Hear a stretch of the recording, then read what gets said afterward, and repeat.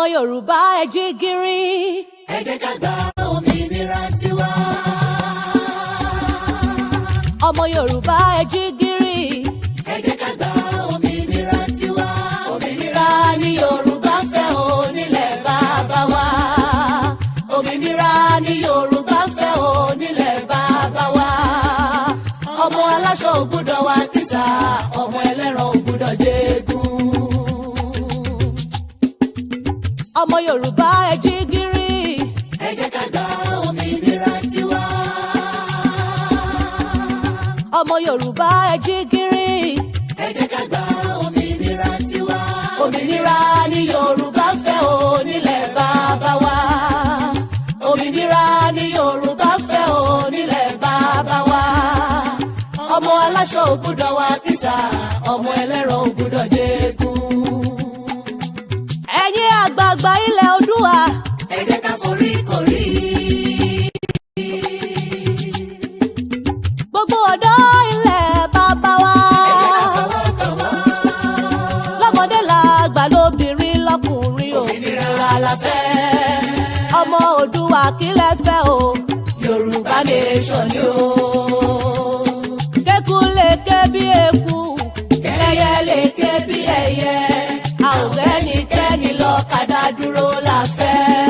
Olúkálùkù dájú orúkọ bàbá rẹ̀. Lórí ilẹ̀ wa o. Ẹ ò bá lẹ́gùn bàbá ní òjò bí ó sì jó mọ́ bàbá nìkan ò lè mú ní sí. Àló ti tó gẹ́ ò ṣe mọ́. Ìrẹ́nijẹ èyí ti tó gẹ́, ìfìyàjẹni ti tó gẹ́, ikú ọmọdé ikú ọ̀dọ́ a ò fẹ́ mọ́ nílẹ̀ bàbá wa. A fẹ́ kí èdè wa ó di pàtàkì gúnlé. A ò fẹ́ ètò ìjọba tipátipá mọ́. Gbogbo ẹ̀yin ọ̀jẹ̀lú ọ̀bàlújẹ́ ènìyàn yìí ẹ kó ráńgà yín ẹ máa lọ. Ká lè fúnra wa ní ètò ààbò tó péye lórílẹ̀ bàbá wa. Ìyà tá a jẹ tó lọ́wọ́ àwọn ará òkè ọ̀hún, ìfipábánilò yìí a ò fẹ́ mọ́.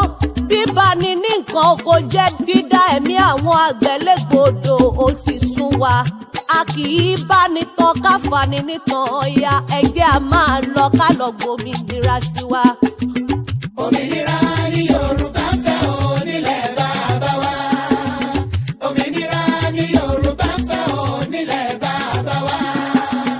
Ọmọ aláṣọ ò gbọ́dọ̀ wá kìsà, ọmọ ẹlẹ́ran ò gbọ́dọ̀ jẹ́gun. Òmìnira. Kọ́mọ ẹlẹ́ran bá máa wà kí kó má bàa jẹgungun, kọ́mọ aláṣọ kó bá máa wọ àkísà. Òun náà la ṣe ń fìdà yìí gbóhùn sókè wípé ó ti tó gẹ́ o. Ìyà tí wọ́n fi jẹ Yorùbá nílẹ̀ Yorùbá ó ti tó gẹ́. Mi ò sọ àwọn tí wọ́n wà ní Àrẹwà o, ṣùgbọ́n àwa tá a wà nílẹ̀ bàbá wa, tá a jókòó síbí, tá a kúrò níbí, tí Fúlàní àtúwá ní ká fò ká níṣó, tí wọ́n bá jí wa gbé, wọ́n á máa béèrè owó ọ̀yà. Ó di kó di pé Yorùbá máa ta léta gbọ̀n. Ṣé bí Yorùbá tiẹ̀ sọ pé èèyàn kì í gbélé ẹni kó fọrùn rọ́ ni, kí ló wá dé tó jẹ́ pé inú ilé wa gan tá a wà tá a sùn pé ká tún fọwọ́ rọrí ká máa hanrun ló tún wá di tó jẹ́ pàfi ká máa wò ta síwájú ká tó sùn. Àfi kélédò ńlá ni. Tó mo kí yín káàbọ̀ sórí ètò Yorùbá Nation Now. Mo kí gbogbo ojú tó ń wò mí káàkiri ayé, kọkùnrin mo kóbìnrin, mo kó nílé mo kálejò. Ẹ wá nǹkan fìdílé tàbí kẹ́ fìdílé nǹkan kẹ́jẹ́ àjọjẹ gbádùn ètò tòní. Ètò tá a gbé déta yìí náà ni wọ́n ń pè ní Yorùbá Nation Now láti ìkànnì BGI TV, bàbá gbàgede ìmọ̀ tẹlifíṣàn. Gbogbo ẹ̀yin tẹ́ ń wò mí lórí Facebook, gbogbo yín mo dúpẹ́ lọ́wọ́ ẹ̀. Ẹ túbọ̀ máa bá mi share fídíò yìí débi pé àwọn èèyàn á lè mọ̀ wípé a tún ti bẹ̀rẹ̀ ètò, wọ́n á lè máa wá kí wọ́n wá join wa. Bákan náà ni pé ẹ wo ibi tí wọ́n kọ follow sí, fẹ́yìn tẹ́ bá tí ì ṣe bẹ́ẹ̀ tẹ́lẹ̀, tí follow tí yìí ṣe nǹkan blue, ẹ tẹ̀ kẹ́ follow wa. Ẹ bá ti follow wa, ẹ ti dára wa permanently nìyẹn. Ìyẹn ni pé yìí náà ti bá wa dá sí ìkànnì wa yìí, a sì máa dúpẹ́ lọ́wọ́ yín láíláí. Bákan náà ni pé ẹ̀yin tẹ́ ń wò mí, ọ̀dà wọ́n ní kí n sọ channel wa. Gbàgede Ìmọ̀ with Aláwìyé Adébáyọ̀ là jẹ́ lórí Facebook. Ẹ̀yin tẹ́ ń wò mí látòrí Instagram, a wà ní Gbàgede Ìmọ̀ _22. Ẹ wo ibi tí wọ́n kọ fọ́lò síbẹ̀ náà, kẹ́ fọ́lò wa. Ó sì dá mi lójú pé ẹ jẹ̀gbá ládùn wa níbẹ̀ náà. Ẹ wá rẹ́yìn tẹ́ wà lórí YouTube tẹ́ ń wò wá ní kedere. Ẹ fọ́lò wa ń bẹ̀ náà. Bó lẹ́tì fọ́lò wa, ẹ wo ibi tó kọ subscribe sí. Ẹ̀yin ẹ ṣá tẹ̀ bẹ́ẹ̀ bá ti tẹ̀ tẹ́lẹ̀. Bákan náà ni pé aago kan wà lẹ́gbẹ̀ẹ́, ẹ tẹ aago yẹn. Ọwọ́ tó ṣe báyìí, thumbs up, like, ẹ ṣe bẹ́ẹ̀ sínú fídíò tẹ́ ń wò yìí. Àmì aago yẹn náà ẹ tẹ̀, bẹ́ẹ̀ bá ti tẹ̀ ẹ rí all ṣe rí all yẹn, ẹ sá tẹ̀ yẹn náà. Ìdí ni pé gbogbo ìgbà tá a bá ti ń ṣe ètò sórí ìkànnì yìí, wọ́n á máa gbé alamí wá. Ìtumọ̀ all tẹ́ sọ fún wọn nìyẹn, tẹ́ẹ̀tẹ̀ ìtumọ̀ ẹ̀ nìyẹn pé all programs tó bá ti ń wá sí YouTube yìí o, or every time tí bàbá Gbàgede Ìmọ̀ bá ti ń dẹ́ta, mo fẹ́ máa rí notification. Ìtumọ̀ all ni. Mo dúpẹ́ lọ́dọ̀ Olódùmarè Ọlọ́run ẹlẹ́dàá, ọba léni, ọba lánàá, ọba lọ́jọ́ gbogbo. Ó ti pa Gbàgbéje léni kílẹ̀ tó mọ́. Ní ìtílẹ̀ ti mọ́ yìí, Gbàgbéje tó ti lọ. Ọlọ́run ò jẹ́ kémi àti yín wà ń bẹ̀. Ẹ̀wà jájọ dúpẹ́ lọ́dọ̀ Ọlọ́run. Kìkú ṣe bá dáadáa àwọn tó lọ yẹn lọ, á sì fi yàn wọ́n. Àmọ́ ẹja máa rántí ní gbogbo tá a bá ṣe pé jọ̀kànjọ̀kàn ní tí ó súnsún ó dilẹ̀ lẹ́yìn àsìtú jẹ. Bákan náà ni pé jọ̀kànjọ̀kàn làkókò pọ̀ lẹ́yìn ọmọkùnrin. Àwa bí Ọlọ́run ẹlẹ́dàá pé kó jẹ́ ká ṣe ètò pọ̀ ń bẹ̀ láyé. Káyé má ti torí tiwa gbé dígà, kan má torí wa gbé ṣọ́bẹ̀. Lẹ́ẹ̀kan sí, mo kí yín káàbọ̀ sórí ètò Yorùbá Nation Now láti ìkànnì BGI TV Bàbá Gbàgede Ìmọ̀ tẹlifíṣàn. Ẹ jẹ́ á wá nǹkan fìdílé tàbí ká fìdílé nǹkan, kẹjá jọjẹ gbádùn ètò tòní. Orúkọ mi ò yí padà o. Èmi náà l'Aláwìyé Adébáyọ̀ Sàbúrì, ọmọ bàbá tíṣà l'Abẹ́òkúta. Ẹni tí gbogbo yín mọ̀ sí Bàbá Gbàgede Ìmọ̀. Ẹ má jẹ́ àbòpò lọ́lé olóró, ẹ má jẹ́ àsọléyá ká má sọ ìdílé pẹ́. Ẹ wá jẹ́ àjọjẹ gbáládùn ètò tòní. Ó yá, ẹ jẹ́ àná ń bẹ̀ ẹ́. Tẹ́ ẹ bá gbàgbé, níjọ́ Sunday kejì sígbà tá a wà yìí, Sunday tó lọ yìí ló gbé ìjẹ́jọ́ tí àwọn Fúlàní agbénipa tí wọ́n lọ dọ̀yà há wọn ní ṣọ́ọ̀ṣì kan ní ìlú Ọ̀wọ̀ nípínlẹ̀ Ondo. Àwọn ẹni ìṣèjọsìn tán làwọn Fúlàní yọ sí wọn ni wọ́n ní kán mórí wá kán fọrùn lẹ̀. Wọ́n pa Gbàgbéje, wọ́n pọmọdé, wọ́n pàgbà. Wọ́n láàánú ọkùnrin, bẹ́ẹ̀ ni wọ́n láàánú obìnrin. Wọ́n rán wọn sí ọ̀run àpàpàǹdodo lẹ́yìn tí wọ́n sin Ọlọ́run ẹlẹ́dàá wọn tán ní lọ́nà táwọn mọ́pá wọn lè gbà sí. Àwọn arábí ìbáyọ sí wọn, wọ́n pa wọ́n nípakúpa. Gbogbo ayé pariwo gbà náà, apanumọ́ ni. Wọ́n mú àwọn kan lẹ́yìn náà, wọ́n jẹ́ kó yé wa pé àwọn tí wọ́n ṣiṣẹ́ yẹn nìyẹn. Àwọn kan sọ pé bẹ́ẹ̀ kọ́, àwọn kan ní bẹ́ẹ̀ ni. Àwọn kábíyèsí Ọlọ́wọ̀ tìlú Ọ̀wọ̀, wọ́n gbìyànjú láti rí wípé àwọn dáàbò bo àwọn tí wọ́n mú yìí kí àwọn multitude of crowd tó wà ń bẹ̀, torí pé àwọn èèyàn ti gbọ́ wípé wọ́n ti mú àwọn tí wọ́n pa àwọn èèyàn sí ààfin ọba. Ṣe làwọn èèyàn dìde, oníkálùkù lọ bẹ̀ bìbà. Àmọ́ kábíyèsí lo ọgbọ́n orí, wọ́n lo ọgbọ́n àgbà láti rí pé wọ́n dáàbò bo àwọn ẹni tí wọ́n mú yìí kó bá má di pé aráàlú á ṣe ìdájọ́ lọ́wọ́ ara rẹ̀. Àwọn ọlọ́pàá sì gbé àwọn aráabí yìí lọ. Lẹ́yìn ẹ̀ ní kábíyèsí jẹ́ kó yé àwọn èèyàn. Àgbéyẹn wá ní ètò tá a ṣe níjẹta níbi tí wọ́n ti ń bi kábíyèsí léèrè.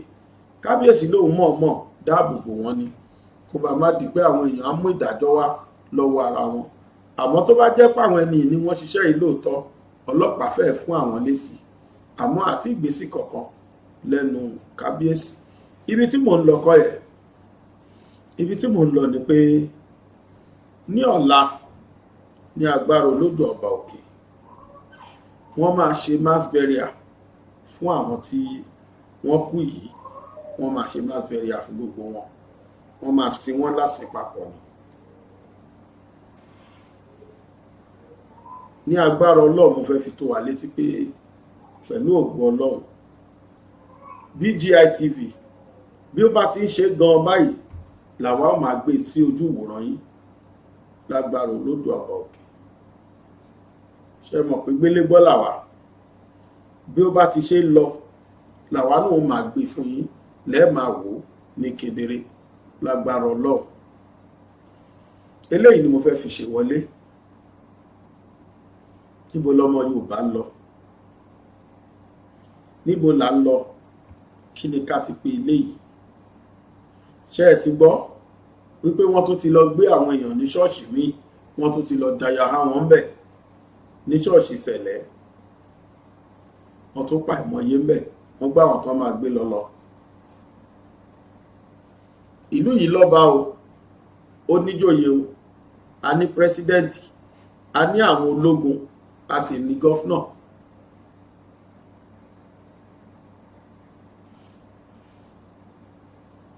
Ṣé ká sọ pé bí bá ti ń sọ yìí wọn ò mọ tán lè ṣe sí ni, àbí ká sọ pé wọ́n gbé àwọn ẹni lẹ́yìn?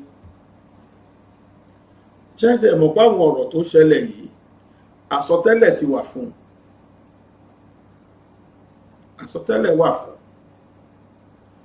Alàgbà kan ló ti kọ́ sọ̀rọ̀ yẹn ti pẹ́ pé ẹ sọ fún gómìnà Èkó àti gómìnà Oǹdó pé kí wọ́n múra o, kán múra fún Fúlàní kó má ya lù wọ́n. Mo ti wo fídíò yẹn sí á ti lé lóṣù kan àbọ̀ sóṣù méjì, ṣùgbọ́n mi ò kákún. Nígbà tó wá ṣẹlẹ̀ nípínlẹ̀ Oǹdó gangan specifically mo wá rántí.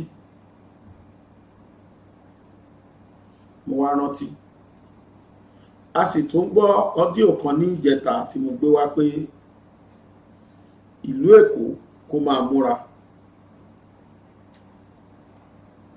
Eléyìí ni wọ́n pè ní security alert ìtawà ṣe. A ò fi dẹ́rù bẹnikẹ́ni, a sì ṣe láti dàlúrú.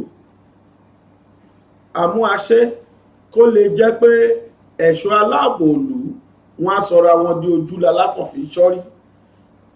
Tó bá jẹ́ pé 20% ní security wọn tẹ́lẹ̀, wọ́n á lè beef of security yẹn to 80%. Bá a bá ní kò ní ṣẹlẹ̀, ó bá lọ ṣẹlẹ̀ ńkọ́. Òjijì ni wọ́n dé bá wọn lọ́wọ́. Tẹ́kọ̀ bá ti wá múra lẹ́ẹ̀dẹ̀ wọn ńkọ́, báwo ló ti máa rí? Ó la ṣe fi léde ńgbà náà pé wọ́n sọ pé kò lókàn o. Alàgbà tí mo fẹ́ gbé wáyìí òun náà sọ bẹ́ẹ̀. Ó dárúkọ Oǹdó, ó sì dárúkọ ìpínlẹ̀ Èkó. Oníkàwọn méjèèjì kí wọ́n máa múra. Mò ń bọ̀, kò dùn lẹ́nu tèmi, ẹ jẹ́ á gbọ́ lẹ́nu pásítọ̀ yìí gangan fúnra rẹ̀. Mò ń padà bọ̀. Right away, go and search it. Igbó tó kan omi tó lọ sí ilẹ̀ Ìgbò. That bush, that forest that leads to east.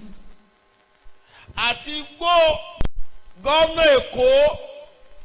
The governor of Lagos State. Gómìnà Èkó. The governor of Lagos State. Gómìnà Èkó. Governor of Lagos State. Gómìnà Èkó. Governor of Lagos State. Àti gómìnà Àkúrẹ́. And the governor of Akure. Ondo State. Ondo State. Ondo State. Ondo State. Ondo State. Ondo State. Ẹ múra. Be ready, be prepared.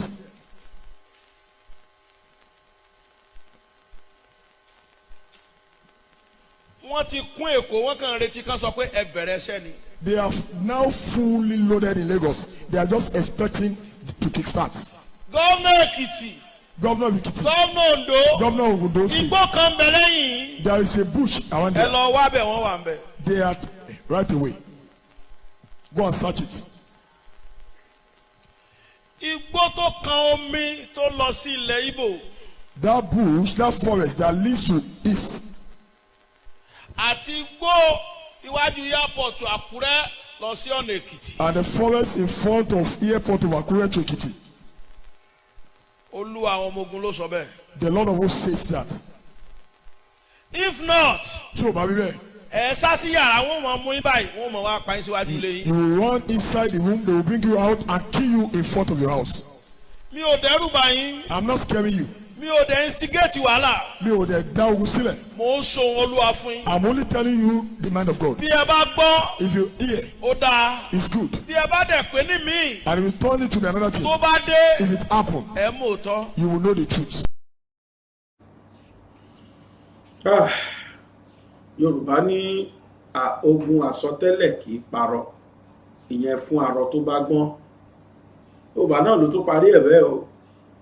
Wọ́n á ní ogun àsọtẹ́lẹ̀ kì í parọ́, ìyẹn fún arọ tó bá gbọ́n.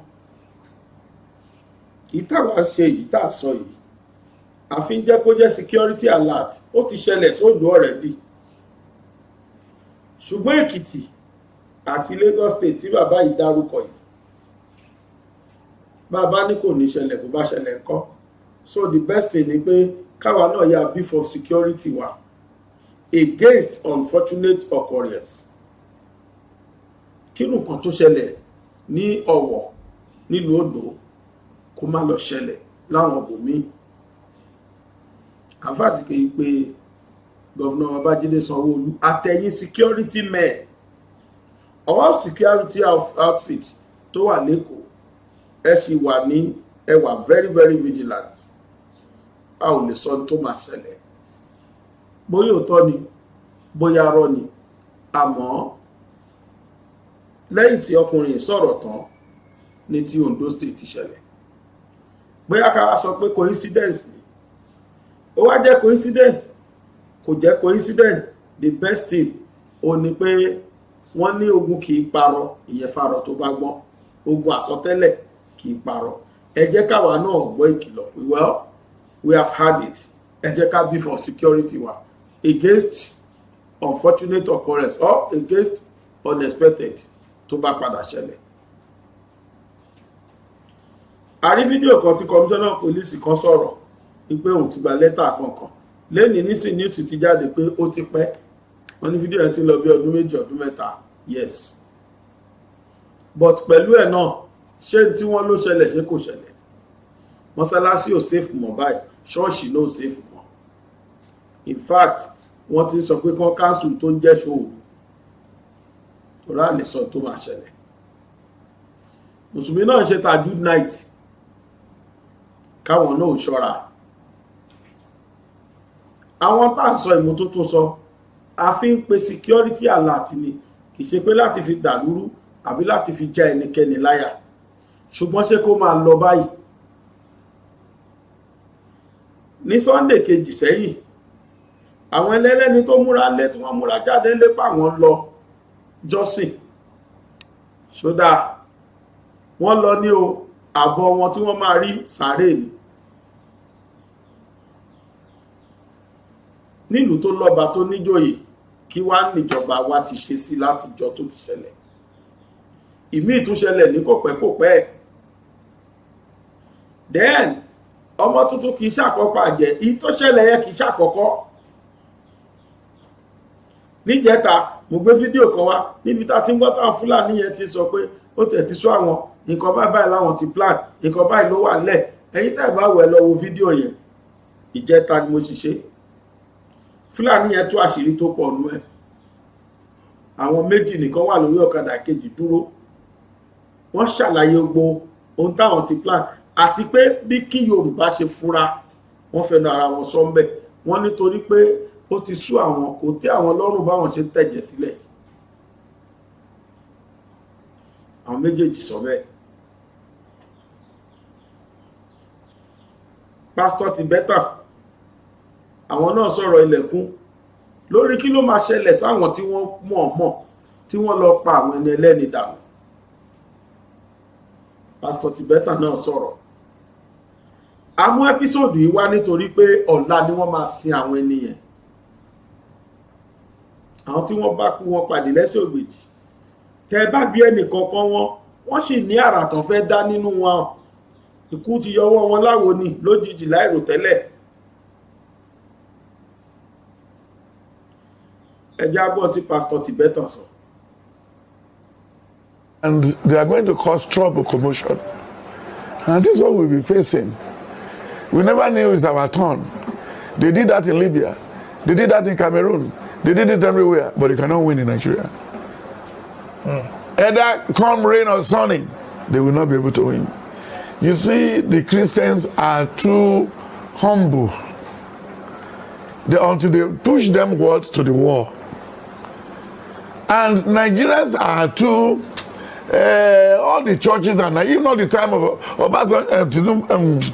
Buhari woke up us that we need security. But before, we can put your plantain there, you can put your yam there, you can put everything there. A small boy can stay by the road, sell it. The names, the price is there.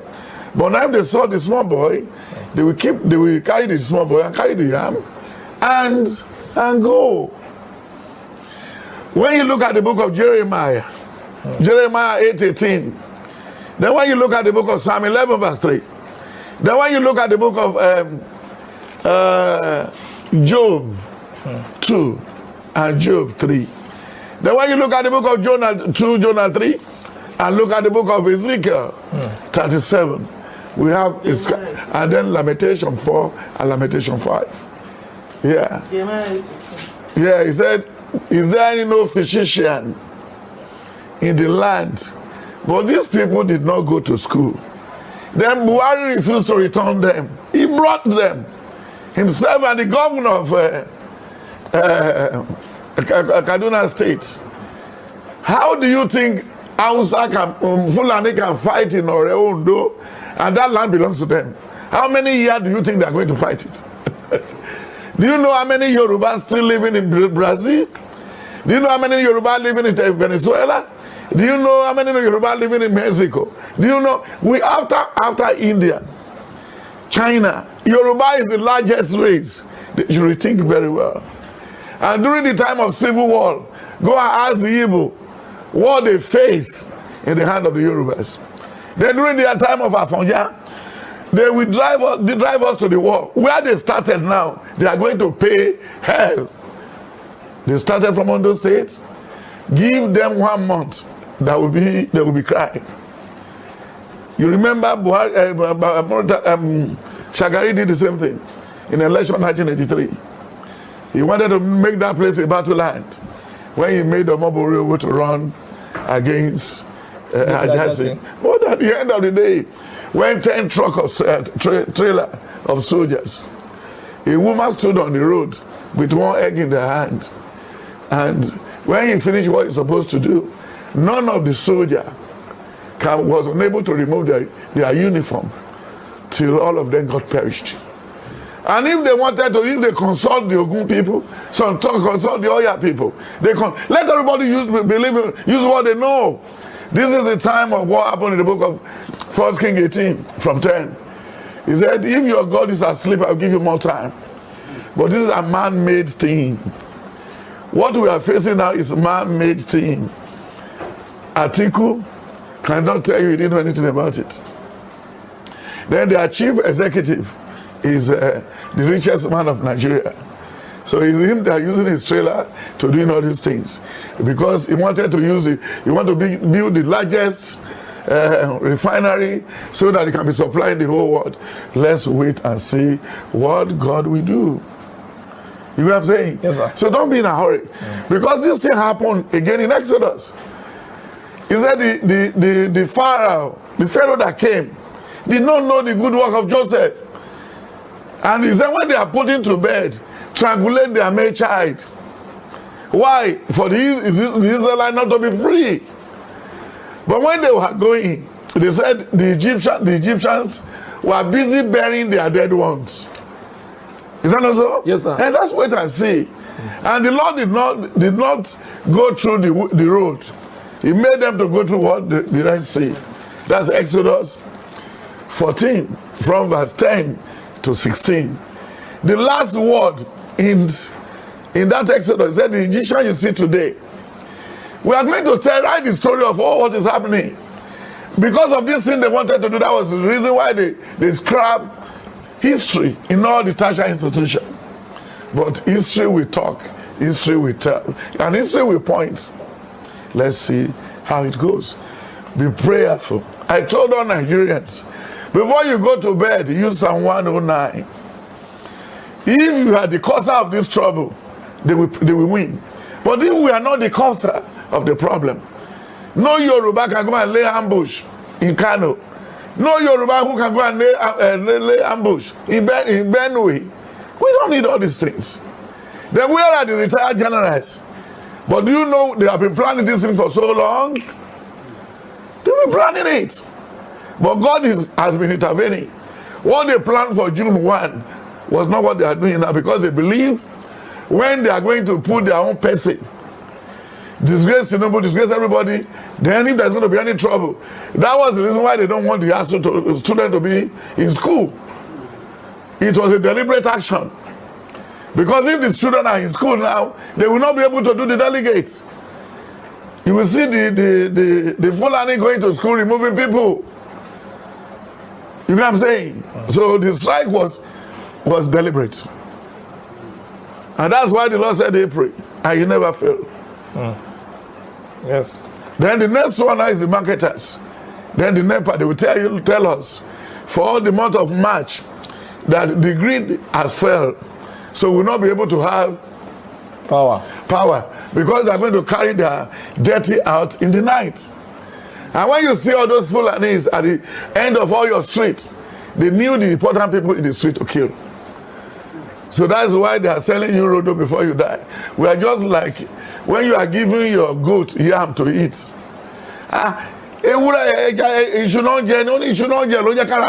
But for a day is coming when the yam and the goat will be in the same pot.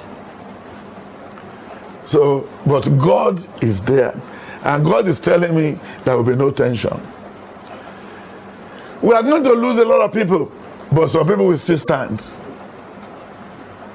You get the point? Yes, sir. So at the end of the day, when you look at what happened in the book of Job too, he said, I have gone through. That was when the arrogance started. Buhari and his people are Satan. He said, we have traveled through. Nobody will spare. We want to get the land for, and who caused our trouble is Fayemi. All what Awolowo kept back before, Fayemi made it known to them. So they were so worried about taking the land, but they cannot. They cannot. And when you look what will happen, the international community will step in before the end of this year. So Marines coming to our water. That's what the Lord revealed. And they are going to use a helicopter to pick all these people out. Through the northern intervention and the voodoo people, they will pick all these people out of the... We've lost a lot of life. We lost on daily basis. The arrest from all the people traveling, people got missing every day. Do you remember the time of Obasanjo? This same Buhari, when they were planning putting bomb into the local flights, we'll be suffering in their hand. But we should let God himself. Nobody is feared to die. If you capture anybody, once you put the knife on his neck, he don't worry again. It's when you are still pursuing them, they can even have the fear. No problem. We all are going to die. So they are not killing us to cover their own day of death. So don't worry. But they are going to pay for all these things. Because the Bible says, thou shalt not kill. Exodus 20, from verse 10, he said it. But Yorubas are too relaxed. Yorubas are too relaxed. Yoruba like money. And we're not supposed to like money. We must like work. What is the salary of Oshibajo before? What is the salary of Amechi? And look at the NDTC. Look at what they are doing there. Go. They wanted to render the Bayelsa area useless. When Dangote refinery, how can the government fail in producing oil? Then one person now will be able to do it. Are we thinking at all? No, sir. The Jebu people are even flexing Mozu. They are going to support Oshibajo. It's after if he's being picked. What's he going there to do? What is he going to tell us? When they kill somebody in Benue, the Oshibajo went there. So they need this. They need this, the southern vote now. They need us now. That's why they go to where they kill people, because they want to do Congress. Then Tinubu, do they need to? What is 25 million doing in that church? Is it bringing back that life? Since they've been killing people in Delta everywhere, has Tinubu been there before? So, my brother, let who is filthy, let it be filthy here. Èrò tó lọ sókè òkun ẹ̀yìn dà. Ságbàsúlà àti máa wálé iṣẹ́ tó kójú òṣùwọ̀n láti bá ní ṣètò ìwé ìrìnnà ní kókó. Ọpẹ́ o! Ṣíṣe ìwé ìrìnnà dìrọ̀rùn ká bá ní ṣètò ilégbèé fún ìgbádùn àkókò ìsinmi lẹ́nu iṣẹ́, ìrìn àjò afẹ́ fún àwọn akẹ́kọ̀ọ́, lílọ sí Mẹ́kà òun Jerúsálẹ́mù, ó fẹ́ lọ kàwé lókè òkun, iṣẹ́ kíkọ́ lókè òkun àti bẹ́ẹ̀ bẹ́ẹ̀ lọ. Force Excellent Able Travels and Tours Limited wọ́n gba òǹtẹ̀ lọ́dọ̀ ìjọba pẹ̀lú àwọn àjọ elétò ìrìn àjò ojú òfurufú. Force Excellent Able Travels and Tours Limited àwọn gan lọ́ba láti bá wa dòwò pọ̀. Ẹ lè pe 09055052472. Ẹ sì lè tí àti ìránṣẹ́ sórí +639-174-163-562. Wọ́n wà ní nọ́mbà 45 Shokenway Òkè Ìjẹun Abẹ́òkúta ní ìpínlẹ̀ Ògùn. Ẹ lè kàn sí www.excellenttravels.com.ph. Force Excellent Able Travels and Tours Limited. Ìrìn àjò dìrọ̀. Tibetan ò lè gbọ́rọ̀ lẹ́nu wọn yẹn. Wọ́n sọ pé gbogbo àwọn amọ̀kùnṣèkà yìí wọ́n ní they cannot go scot free. Gbogbo àwọn Fúlàní tí wọ́n jágbé nípa tó jẹ́ pé darandaran la mọ̀ wọ́n sí lánàá tí wọ́n sọra wọn di darandaran lónìí. Wọ́n ní wọ́n ti pẹ́ tí wọ́n ti plan ìtọ́jú yìí. Ṣòwò àṣírọ́wá ni wọ́n ti plan tí wọ́n sáàrin wa, wọ́n kàn execute ìtọ́ ti plan nílẹ̀ ni. Gumi ṣe rántí àwọn tí wọ́n gbé ní Kaduna nínú Kaduna train, ṣe mọ̀ kó lóyún wà nù wọn kódò tún bímọ sọ́dọ̀ wọn bẹ̀, wọn ṣàánú olóyún yẹn kẹ́ẹ̀tì ẹ̀wọ́lá pé ó ti bímọ ó dà má wọ́rí àmú ẹ̀dẹ́ gbangba kó máa lọ rárá o.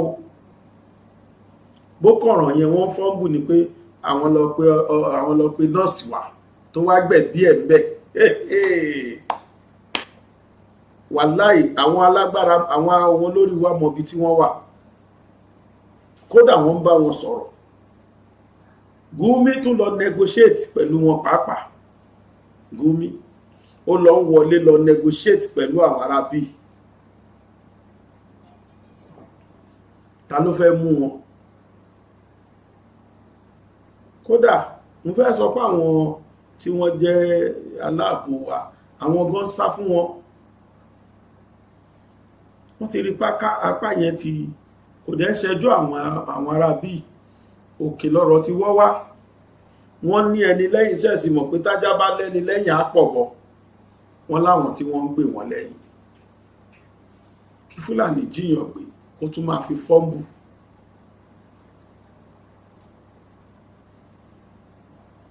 Gumi wọlé lọ bá wọn, ó bá wọn sọ̀rọ̀. Wọ́n fi díẹ̀ lẹ̀ nínú wọn fún Gumi, kì í ṣe pé ó bá wọn sọ̀rọ̀ pẹ̀lú ẹnu lásán o. Ó fún wọn ní ìtàwí ni o. Can you see where this country started failing? Ní ìlú tó jẹ́ pé à ń fi owó lọ bẹ bandit.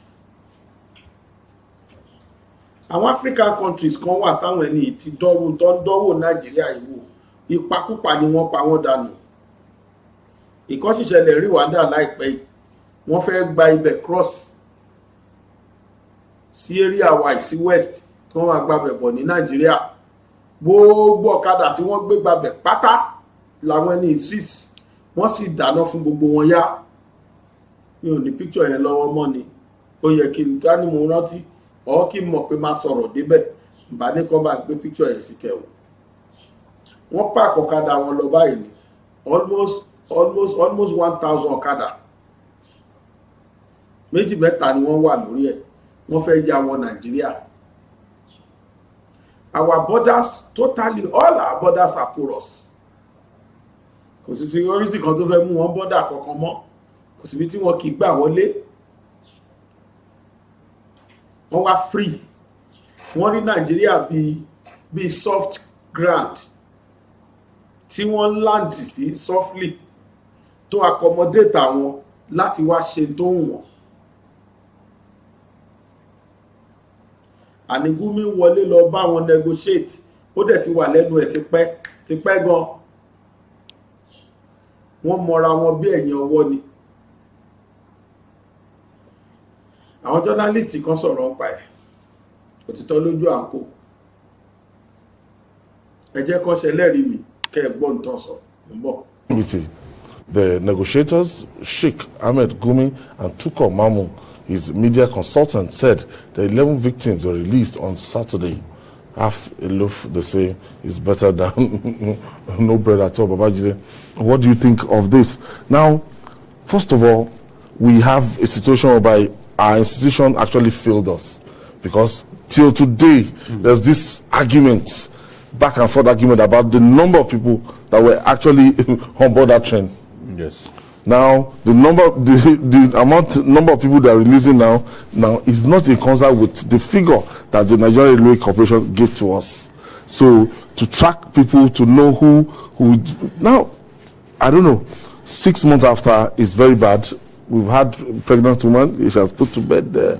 We've had the MD of the Bank of Agriculture. They said in the holy month of Ramadan he was released because of his age and everything. Well, some people will say tell that to the Marines. Yes. After his house that was a silly claim by the terrorists, thieves. Because we still have people older than that man amongst the abducted. Yes. I have a friend whose mother is about 90 something years. She's still there. 90 something yes. years. You keep that a woman will ground. be on medication. In fact, the first set of pictures they released, I saw that woman amongst them. Wow. Okay. You know? Okay, I saw that professor, the mother of that professor. Yes. That spoke. They stayed there. You know? So somebody who was abroad just came home and was just going to Kaduna from Abuja to see her children. And she ended up like that. It's clear now the extent of the powers of these people against our own armed forces, against our own security operatives. If they kept these guys in custody, in captivity for 74 days, and we have no means by which we can get hold of them. Did they make video? When they like, they will shoot video. In fact, one woman delivered of a baby while in custody. To give us the feeling that they are humane people, that they are not the animals that they are, they then decided to snap pictures of the woman who had just been delivered of a baby.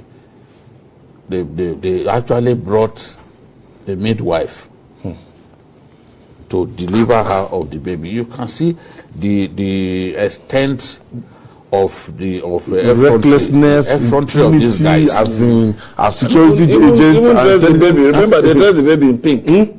They dress the baby in pink. Yes, which is for girls. I mean, I just wonder what they were, how they were trying to gaslight. They have so much time. Give us the feeling that they are nice people. You know, nice people don't kidnap other people. Nice people don't humiliate other people. Yeah. Nice people don't kill other people, because in storming that train, they killed many people. A medical doctor. The train was forced to derail. They killed soldiers who were coming to help.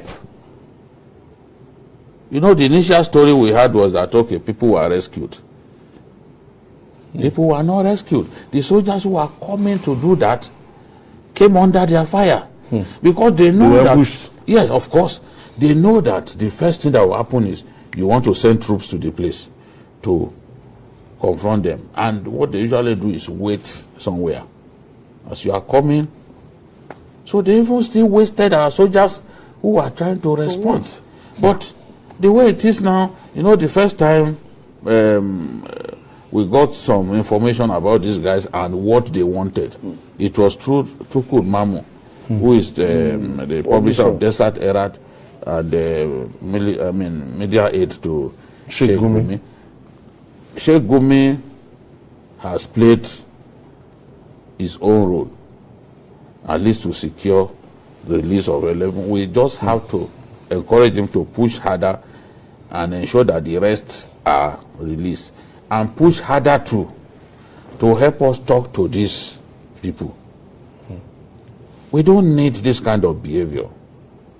Nigerians are struggling, the government is failing, Nigerians are struggling to get by, to survive, in spite of the odds stacked against them.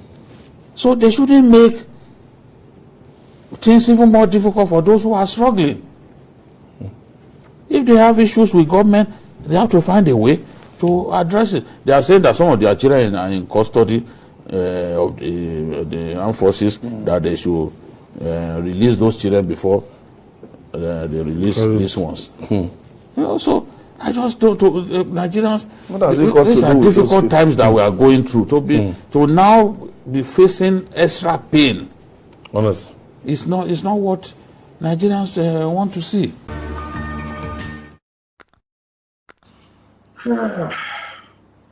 So, we should encourage Gumi to push harder to help us release some people, the remaining people. Gumi has now turned to military. Gumi ti di ọ̀gá ọlọ́pàá, àbí ọ̀gá àwọn army, àbí army general, àbí army commandant ní Nàìjíríà báyìí. Òun ló dẹ̀ kù tá a gbọ́kànlé la bójú sí pé kó bá wa gba àwọn èèyàn wa tí wọ́n fi sí captive.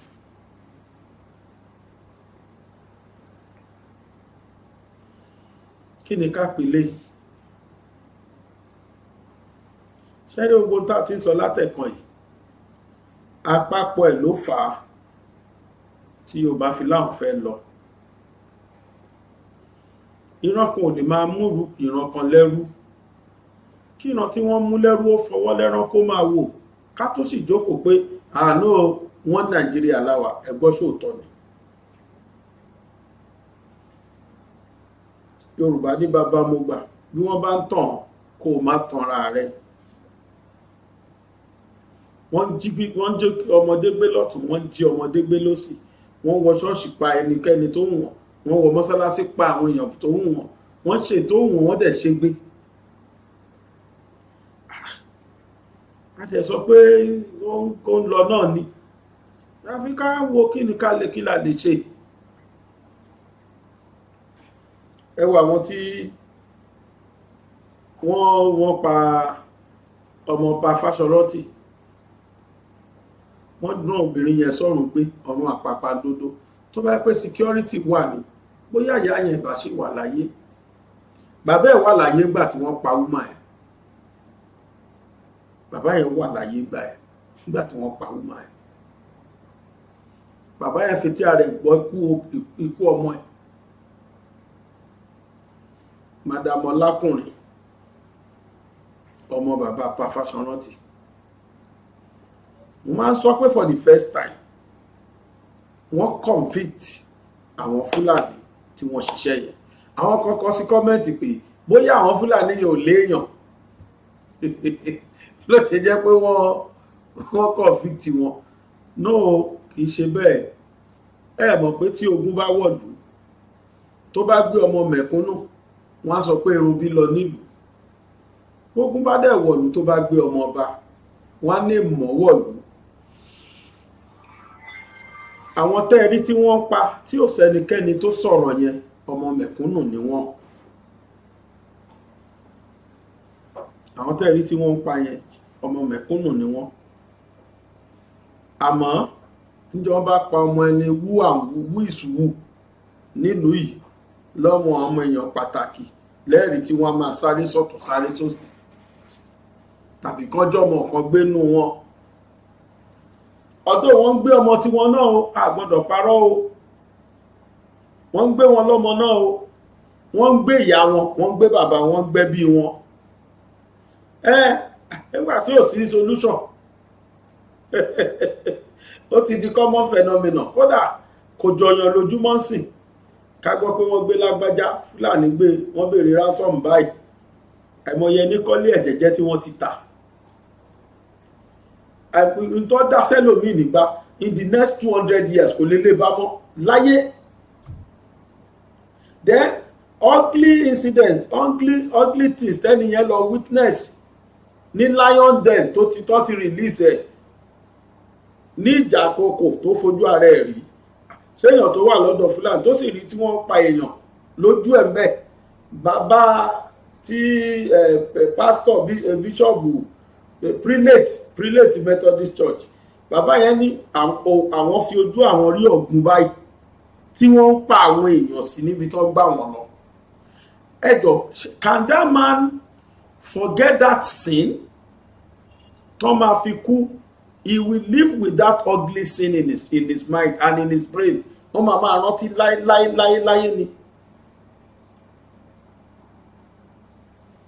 Àwọn ìṣẹ̀lẹ̀ kan wà tó jẹ́ pé in the next 50 years kan bíyàn léèrè èèyàn á lè narrate kódà kéèyàn darúgbó á lè narrate bí ìṣẹ̀lẹ̀ ẹ̀ ṣe ṣẹlẹ̀ ó ti fi indelible mark lẹ̀ sí ẹ̀mí ẹ̀ gbogbo àwọn tẹ́ẹ̀rí tó ń jí gbé yẹn ẹ lo ọ̀pọ̀lọpọ̀ gbàgbéje nu wọn ní ò lè gbàgbé aburú tójú ẹ̀ rí ṣé àpá tó wà lára ẹ̀ ló fẹ́ fi gbàgbé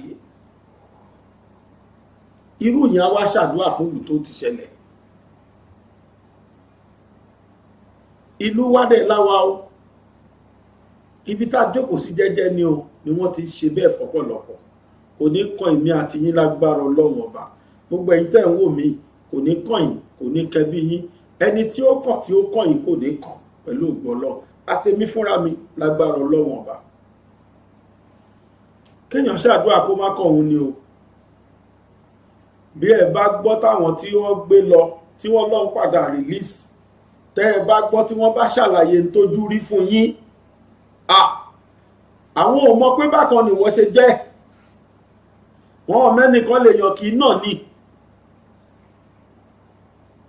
àwọn ò mọ̀ tí wọ́n ní pé kówó wọn sàti pé táwọn èèyàn bá kọ́ tí wọ́n tètè dáhùn wọ́n lè kí ọ̀bẹ mọ́lẹ̀ bí tán dájú dé wọ́n lè máa fi làyàn lára báyìí àfi bí ẹni ṣe súyà àwọn ò ríro ṣe báyìí náà rí prelate yẹn gbà tí wọ́n dé ẹ rí bí apá ojú wọn kan báyìí bó ṣe rí ojú yẹn ti yíbò ó ti yígbè ó ti dúdú wọ́n ti lu bàbá yẹn gbogbo ojú yẹn ti fẹ́ fọ́ kó tó di pé wọ́n rí 100 million san ní Nàìjíríà tàwa yìí 100 million wọ́n dẹ̀ sọ lọ́fẹ̀ẹ́ bẹ́ẹ̀ kò dẹ̀ sẹ́nibọ́dì tó lè probe wọn kò sẹ́nibọ́dì that can go after them wọ́n ṣe gbé ó dáa fídíò tí wọ́n sọ pé ó ti pẹ́ yẹn fídíò tí wọ́n kọ lẹ́tà sí commissioner of police wípé àwọn pa gbogbo ṣọ́ọ̀ṣì láṣẹ in the next 3 months kan ti church à ń gbọ́ lẹ́nìí sí pé fídíò yẹn ti pẹ́ wọ́n ló ti lọ bí ọdún méjì ọdún mẹ́ta àṣé bí ọdún méjì mẹ́ta làwọn ẹni yìí ti ń victimize àwọn èèyàn irú fídíò yẹn jáde kí ni Nigeria government ṣe sí kí làwọn security outfit náà ṣe sí ṣe báwọn commissioner of police lẹ́tà yẹn dé sí commissioner of police yẹn ní òun pé gbogbo àwọn tó jó lórí ẹlẹ́sìn wípé lẹ́tà tó ń gbàre o kán tètè mọ nǹkan tó máa ṣe o bóyá ṣe òru kí wọ́n cancel ẹ̀ I couldn't imagine gbà tí mo gbọ́ fídíò yẹn ṣeéṣe ló yẹ kán pọ̀ àwọn olórí àwọn ẹlẹ́sìn pé ìṣòro ẹ̀yin ẹ̀ bá ń lọ mọ́lá sí ẹ̀yin tẹ́ bá yẹ kí nípa tètè ìṣẹ́dù prógrámù yín o wọ́n sọ fún wa ni pé torí pé ẹ̀rù ń ba àwọn àbí lẹ́tà kan rí yẹn níṣe kọ́ ló yẹ kí wọ́n beef of security pèsè wọ́n ní Zamfara ní lẹ́tà yẹn ti wá commissioner of police Zamfara state ló mú lẹ́tà yẹn dání tó ń kà yẹn kó lè yé wa tí mò ń sọ bóyá kán tuntun play fún wa kárí ọdún wọ́n ní mẹ́sẹ̀gì yẹn ti pẹ́ bó ṣe wá pẹ́ yẹn kí ni wọ́n wá ṣe sí láti gbà yẹn dè ní. mo bọ̀ nà ẹ já wo fídíò yẹn kó lè yé wa tí mò ń sọ bá ń play fídíò yẹn tó bá wà bẹ́ẹ̀. The threat letter was not sent to the churches. The threat letter was dropped around the headquarters and it was brought to me I was the one that opened the envelope, read the threat letter. On seeing that, I now invited the Christian Association of Nigeria to tell them about the threat. Whether it is real or not, we have to be security conscious. So I gave them copies of the letter so that they will adjust their programs in the church. Instead of closing late, they should close on time. Thereabout, I now directed all my DPOs to ensure that every Friday, police patrol team must go to mosque and give them adequate security until they finish the Jumat prayers. Equally, on Sundays, all the patrol teams will go around the churches and ensure that they are safe, and after the church service before they close. The threat, we don't take it lightly because you don't know who is behind it. And I've advised the Christian community to be peaceful. They should not bother. I'm on top of the situation, and I told them that if they notice anything, they should make sure they inform me immediately. And they themselves should have their security men to be on guard. If they see any suspicious movement, they should inform me, because security is not just for the police, it's for everybody. So that's what I did. The letter came through me. I'm investigating.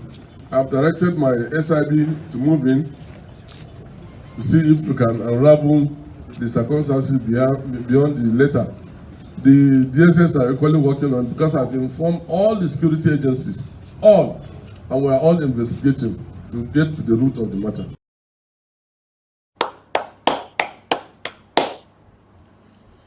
ní tí mo fẹ́ gbọ́ ni mo gbọ́ lẹ́nu kọmíṣánná yìí. Gbà tí mo ti gbọ́ pé fídíò yẹn ti pẹ́ mi ò tẹ̀ ẹ̀ ṣòkòwò púpọ̀ rẹpẹtẹ.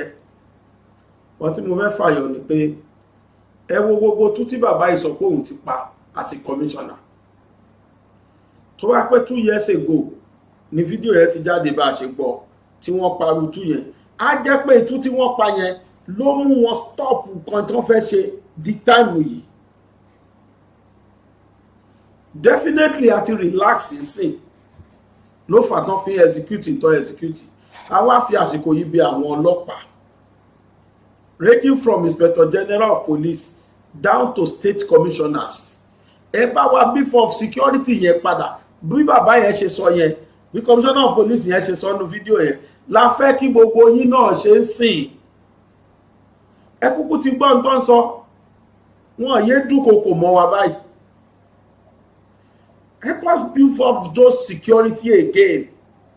Débi wípé ẹni lọ ṣọ́ọ̀ṣì á lè lọ tọkàn abalẹ̀, àwa tá lọ mọ́sálásí á lè lọ ọkàn wa balẹ̀. Tí ṣọ́ọ̀ṣì Ọ̀wọ̀ la gbọ́ yẹn àbí láìmọye ìgbà ló jẹ́ pọ́n ti lọ pa àwọn èèyàn mọ́ yídì. Kíní kọ́kọ́ wà fún Muslim. Tí irú àwọn nǹkan báyìí bá ṣẹlẹ̀ kì í fi bẹ́ẹ̀ ní publicity. Mùsùlùmí ò fi bẹ́ẹ̀ sọ dandan yín. Otherwise, ìpa tí wọ́n pa Mùsùlùmí náà ò ṣe é gbọ́. So both Muslim and Christian lájọ dáràn lọ́wọ́ wọn. I don't know why.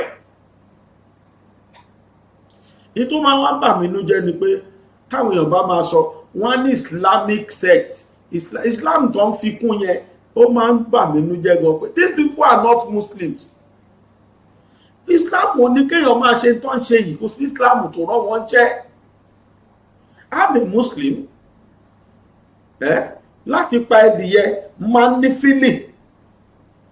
Ká tó wá sọ pé láti pa ẹran. Mo máa ń rò lẹ́mìí mi pé ẹ̀mí kan ṣáàrí. Ṣùgbọ́n torí pé Ọlọ́run gbà wá láyè pé ká jẹ wọ́n, Ọlọ́run fi wá ṣo lórí wọn. Ká tó wá sọ pé kéèyàn dá odindi èèyàn dùbúlẹ̀ kó yìnbọn lé lórí tàbí kó dù. Kẹ́ka kan dẹ̀ má bẹ̀rù. Ọmọ Fáṣọrántì tán pa yẹsẹ́, àwọn tí wọ́n dájọ́ kú fún yẹn mi ò gbọ́ rí kó ṣẹlẹ̀ rí ní fún Fúlàní kankan, first time nìyẹn. Kódà ńgbà tá a mú wákìlì tọwọ́ tó wákìlì, kí náà ṣe fún àwọn tí wọ́n tún mú wákìlì lọ sí police station, wọ́n tún gbá wọn mátìmọ́lé oṣù 3 làwọn ẹni yẹn lò. Tí wọ́n mú àwọn OPC tí wọ́n mú wákìlì dé police station pé ọwọ́ wa ti tó apààyàn tẹ́ ń wá òun rèé o. Àwọn tí wọ́n mú wọn débẹ̀, ọlọ́pàá tí wọ́n mọ́lé fóṣù 3.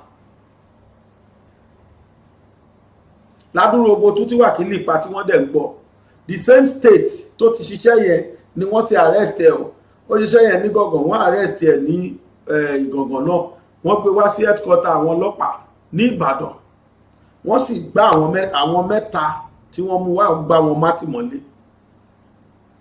ìjẹ́ kílẹ̀ ṣe wọ́n ní wọ́n dáná sunlé wákìlì tó gbalé onílé tó gboko olóko tó gbàyàwó níyàwó tó pa wọ́n bó ṣe hùn òun àtàwọn ẹmẹ̀wà ẹ̀ dọ́là àgbọ̀n kankan lórí wákìlì mọ́ ó dẹ̀ kẹrin tí mò ń sọ̀rọ̀ yẹn dí ọ̀la yìí àgbọ̀n kankan lórí wákìlì ẹ̀yin tẹ́ ti ń bá mi bọ̀ ti pẹ́ ẹ̀ máa rántí kéèsì wákìlì dọ́là àgbọ̀n kankan lórí wákìlì mọ́ yes nígbà tájá ẹlẹ́ni lẹ́yìn ó ti pọ̀ bọ́lẹ́rí yẹn àwọn mẹ́ta tó dájọ́ kú fún náà ẹ ti ẹ̀jẹ̀ àgbọ̀n tí lọ́ọ̀yà sọ̀rọ̀ nítorí wá yà mí lẹ́nu ni pé àwọn prisoners mẹ́tẹ̀ẹ̀ta àwọn Fúlàní jẹ́ mi lípò Yorùbá ni lọ́ọ̀yà wọn Ọlọ́run ọba ẹ tó jẹ́ defense counsel wọn Yorùbá ni ẹ bá gbọ́rọ̀ lẹ́nu ẹ̀ tí wọ́n fi Yorùbá lílé kó dòdò orúkọ rẹ̀ ó sì sọ̀rọ̀ ilẹ̀kùn bá gbé sí káwọn ayé gbọ́n tí lọ́ọ̀yà ẹ̀ sọ.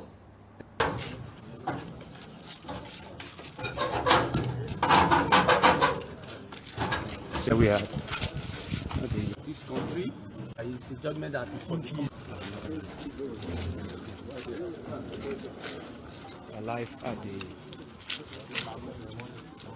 Yes, this judgment is a judgment that is for the common masses of this country that are highly disturbed by the wave of killings in the land.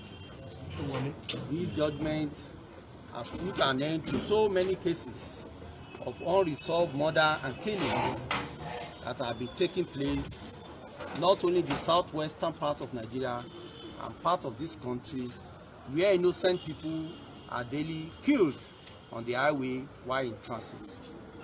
The court today has found guilty 3 persons as responsible for the killing and murder of Olakunrin, the daughter of the elder statesman, Chief Ruben Fashionati. It has become very clear that the 3 persons conspire together to commit armed robbery, murder, and the killing of the lady and also an hunter who was in the bush when they were trying to take away those who were in the vehicle that was following Olakunrin. Obviously, the position of the defense was actually deflated by the court, who came to the conclusion that their defense was an afterthought. There was a thorough investigation that spanned through 3 states of the Federation: Edo State, Lagos State, before they were brought to Ondo State, where finally they confessed to the offense of this murder, kidnapping, and armed robbery. They were fixed to the scene of the crime, and cogent evidence were given by persons who were with them in the forest for 7 days. Particularly, the driver of the deceased, who was kidnapped for 7 days, and he identified them not only before the police, he also identified them before the court. That these 3 defendants were the person who were responsible for sporadic shooting along Ore Road, express road, that led to the death of Mrs. Olakunrin. And apart from that, he was able to positively identify all that happened. Welcome to Nigeria Delta Connect. Those who are around him, And here,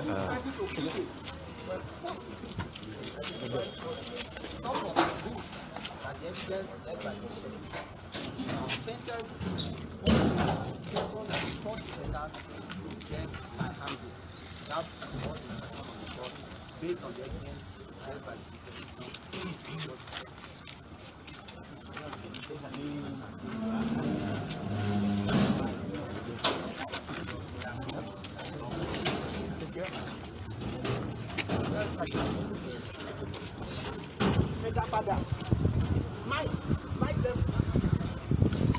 day, country people. You're welcome to Niger Delta Connect. We are here, Justice Rotimi Williams.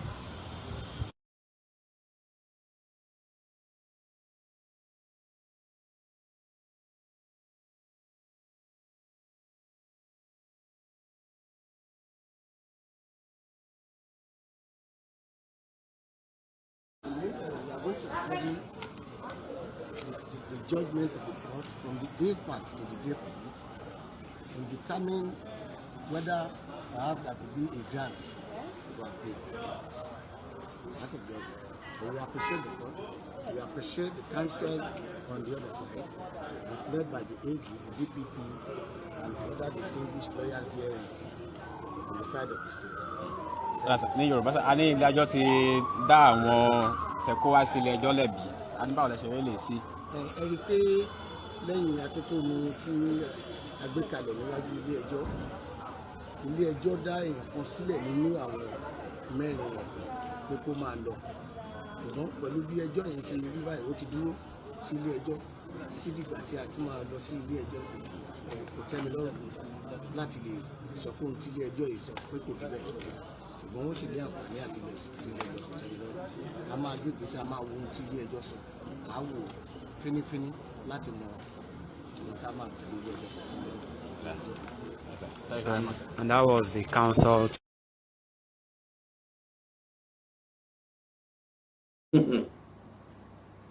Ẹ ti rí báyìí pé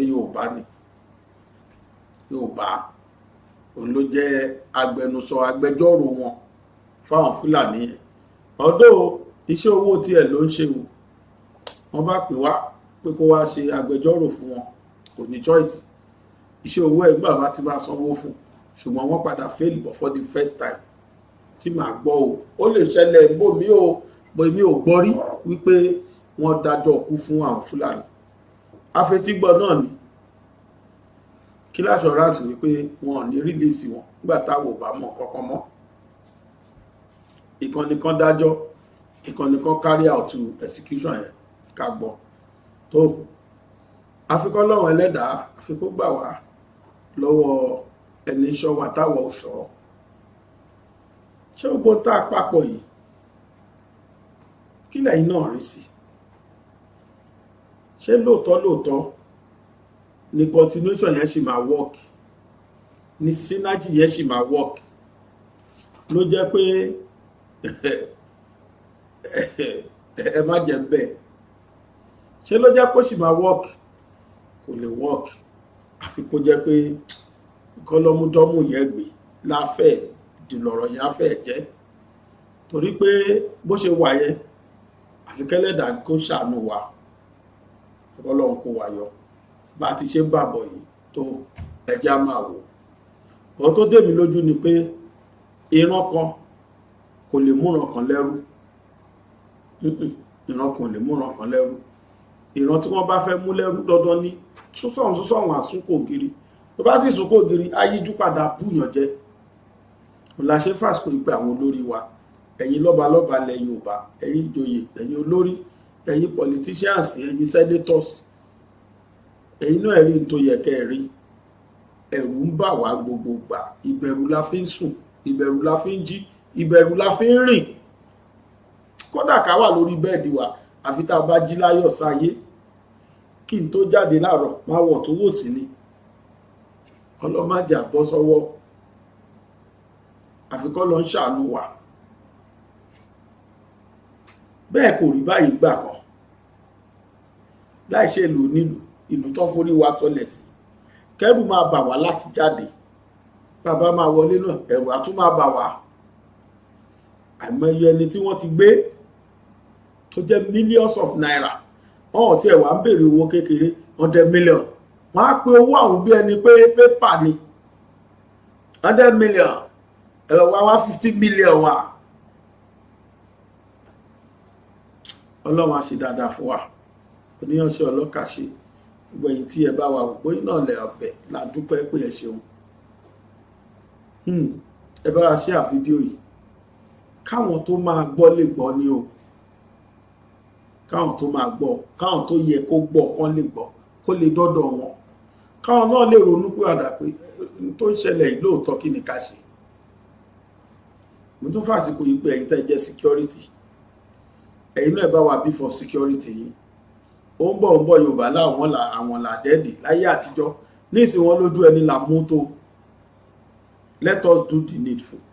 Fúlàní ò ní gbé wa lọ láyọ̀.